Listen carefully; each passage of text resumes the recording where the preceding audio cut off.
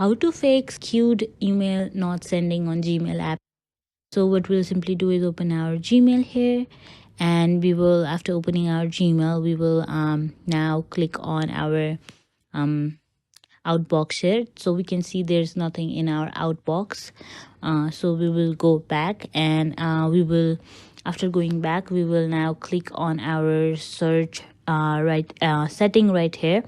And after clicking our settings, we will see a lots of option there. So we'll simply go in our general, and after going in our general, we will click on our notifications, and we have to make sure that click on our Gmail, and we have to make sure that our notifications are turned on. And we will go back to our mail, and here we will make sure that Smart Compose is turned on. And we will now, if that doesn't work, we can simply have to clear all the cache, if there's any cache, by long pressing.